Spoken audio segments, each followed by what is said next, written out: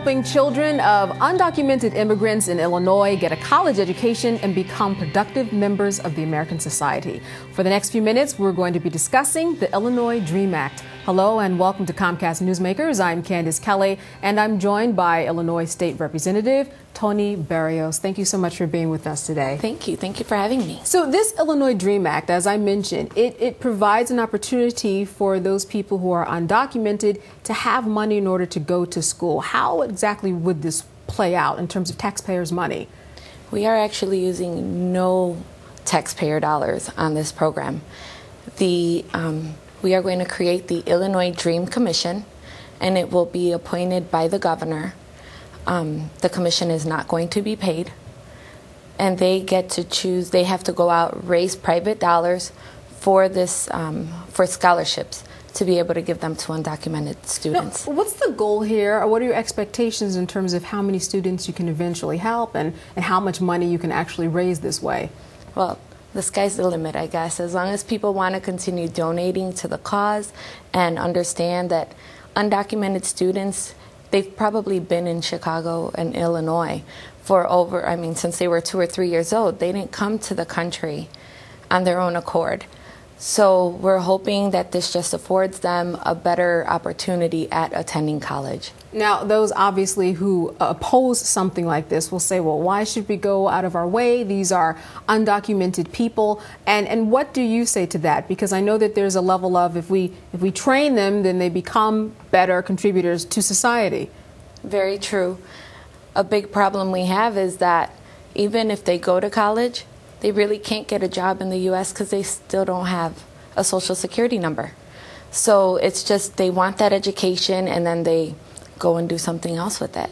I see. Yeah. So in terms of the college saving plans that are available, I know that a lot of this takes training and you have to share with people how this is done and what to do with the money and how it works. What's the training aspect of this that's going to be involved in this? Well, we are hoping the commission raises enough money so that they can train high school counselors so that they tell the students, look, you do have the opportunity. There are scholarships out there available for you. And it's run by the Illinois Student Assistance Commission. So the money is going to be held by the state, but it's not going to be money from the state.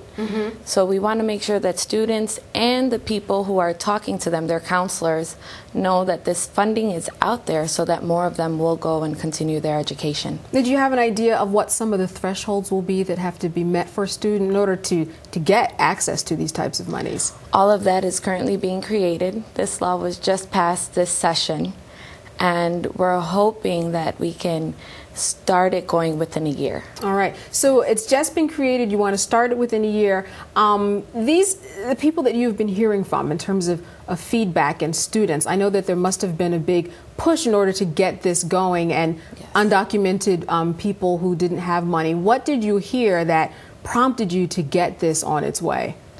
Well, first it was the federal DREAM Act not passing. You know, that was just heartbreaking to so many people, so many students.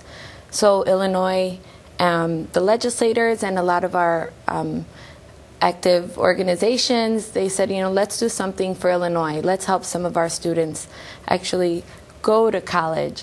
And the day that we voted on this legislation, we had students of different backgrounds standing in front of, we did a small press conference. They had caps and gowns on, but they had nowhere to go. So it was just saying, you know, here's a face. I live here. I've lived in Illinois my entire life, and I want an opportunity. My parents can't afford to send me to college. I can only do, you know, small jobs here and there, but I want to continue my education. So we put a face to it, and that helped us get some votes. I want to continue my education, and I want to eventually contribute to society. Well, yes. A little money helping somebody to college never hurt. I want to thank you so much for letting us know what's going on there. Great, thank you. Thank you for joining us for this edition of Comcast Newsmakers. I'm Candace Kelly.